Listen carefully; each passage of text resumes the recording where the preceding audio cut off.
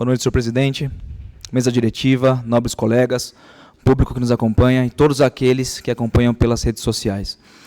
Eu não quero ser repetitivo, mas eu subo mais uma vez nessa tribuna para falar do programa das escolas cívico-militares. O governo do estado lançou ontem a lista oficial, onde nós, com muita alegria, conseguimos ser contemplados no município de Atibaia como uma unidade desse programa. Na tela está aí a lista oficial do governo do estado. Cidade de Bragança Paulista, logo abaixo Atibaia, com a escola Padre Mateus Nunes de Siqueira.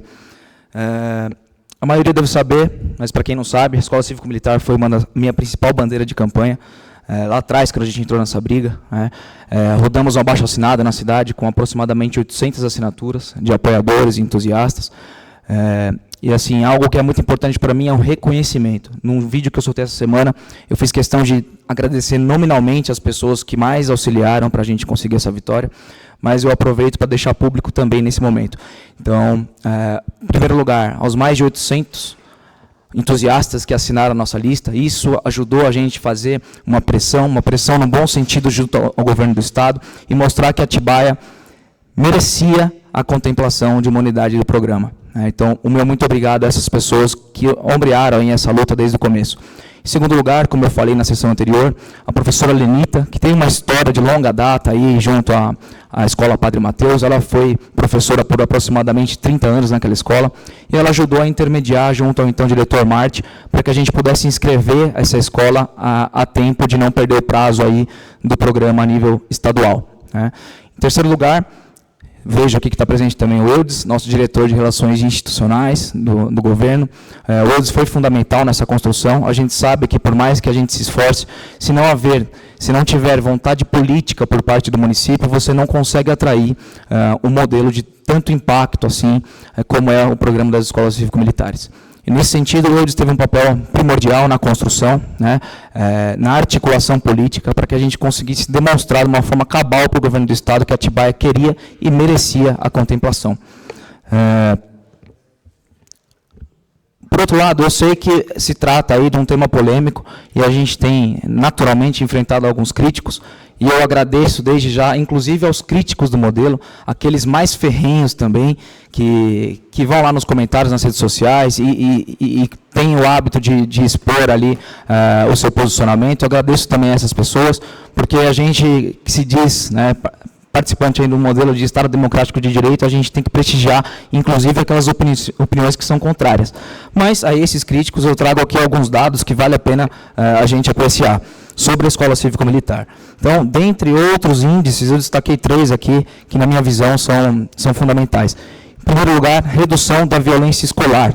Uma pesquisa realizada com cerca de 25 mil membros da comunidade escolar indicou reduções significativas, 82% na violência física, 75% na violência verbal e 82% na violência patrimonial. São números impressionantes. Em segundo lugar, diminuição da evasão escolar. A mesma pesquisa apontou uma queda de quase 80% na taxa de evasão e abandono escolar, que, como vocês sabem, em escolas estaduais isso daí é muito frequente, é um desafio que a Secretaria de Educação, tanto a nível municipal quanto estadual, tem que enfrentar. Em terceiro lugar, a satisfação da comunidade escolar. Cerca de 85% dos participantes expressaram satisfação com o ambiente escolar após a implementação do modelo cívico-militar. Então, fora isso, a gente tem aí um nível de aproveitamento do IDEB, que é um índice básico aí de educação, nos estados onde o modelo é mais proeminente, como, por exemplo, Paraná ou Goiás, esses alunos tiveram um aproveitamento muito superior frente aos modelos que não estão dentro do programa das escolas cívico-militares. Então, frente a isso, vocês observam o privilégio que é para nós de Atibaia receber uma unidade. O estado de São Paulo tem aí aproximadamente 640 municípios, e nessa primeira rodada só foram destinadas 100 unidades, dentre as quais uma veio para Atibaia. Então, de 645 municípios, sendo certo que cada um deles queria uma para si, a gente ter conseguido uma para Atibaia, isso é uma vitória assim, impressionante para o nosso município, a gente tem muito motivo para comemorar. Sobre todos esses dados que eu acabei de pontuar, para quem quiser, para quem tiver necessidade, eu posso depois disponibilizar as fontes dessas pesquisas. Tá? Em segundo lugar, eu gostaria de pontuar aqui também um tema muito sensível, que requer aí uma atuação multidisciplinar por parte do poder público, e aí eu incluo, obviamente, o Poder Legislativo e o Poder Executivo, que é em relação a moradias irregulares que têm aí aparecido em localidades de Atibaia que a gente não estava acostumado a ver até então. Tenho certeza que não é diferente no gabinete dos colegas, deve estar chegando bastante reclamação nesse sentido, né? E a gente recebeu algumas imagens aí que nos causou preocupação, e aí, como não poderia ser diferente, a gente já abriu conversa com o Executivo para que eles ficassem na mesma página e a gente buscasse soluções conjuntas para fazer frente a um problema que é tão complexo. Aí na tela estão as imagens dessa ocupação que a gente recebeu no nosso gabinete. Obviamente, eu sei que não se trata de um caso isolado, né? Iguais a essa ocupação, a gente tem outros exemplos em Atibaia também, mas é que esse foi o caso concreto que surgiu para o nosso gabinete, né? Portanto, frente a isso, a gente abriu conversa com o Executivo. Você pode colocar aí, por gentileza, o nosso ofício que a gente fez.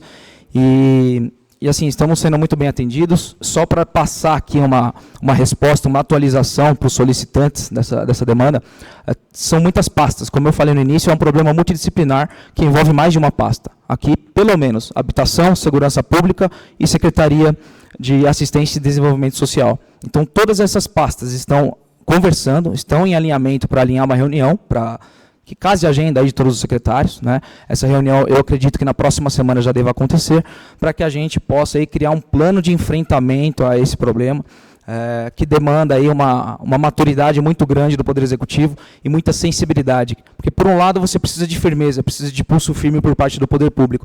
E, do outro, você não pode se descuidar de direitos fundamentais elencados aí na Constituição Federal dessas pessoas. Tá? Então, mais uma demanda que a gente está acompanhando de perto e, obviamente, vamos ficar em cima aí, atentos até a gente ter um desfecho favorável e satisfatório para os solicitantes. Em terceiro lugar, na semana passada, como os senhores sabem, tramita aqui nessa casa um texto, um projeto de lei do Executivo que coordena a corregedoria, ela corrige a corregedoria, na realidade, da GCM e também cria a ouvidoria para fins de controle externo da Guarda Civil Municipal. Esse texto estava na CCJ, a gente estava fazendo a nossa reunião mensal, e aí surgiu a necessidade da gente fazer uma reunião também com o Executivo, para a gente ficar todo mundo na mesma página e alcançar aí um projeto de lei que faça sentido para essa estruturação. Estava presente comigo o vereador Zé Machado, o vereador Fefe, o vereador Pi, o Lucas Garcia também foi, embora não faça parte da CCJ, mas estava lá como líder do governo. Conversamos com a doutora Cláudia, que é secretária de Segurança Pública, e alinhamos ali de que maneira que o texto faria mais sentido para a gente cuidar dessa relação com a Guarda Civil Municipal. Então, só para passar aí uma atualização para aqueles que também estão ansiosos com o concurso da GCM que está travado, com a tramitação em regime de urgência desse projeto, nós vamos conseguir corrigir a corregedoria, né, adequar ela para os padrões do Estatuto Geral das Guardas Municipais e, posteriormente, dar andamento a esse concurso da GCM.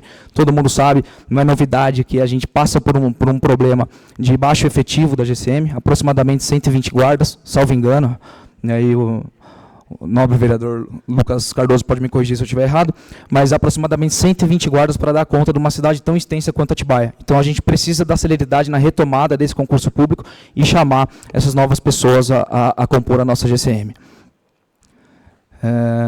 Por fim, aproveito aqui o ensejo para fazer um agradecimento formal e público aqui à GCM, na pessoa do comandante Trofino, porque a gente tem demandado muito ali da GCM, principalmente no tocante a demandas envolvendo perturbação do sossego e também falta de patrulhamento em algumas áreas sensíveis da cidade. E assim, até então, a gente está sendo extremamente bem atendido, com agilidade e eficácia por parte da GCM.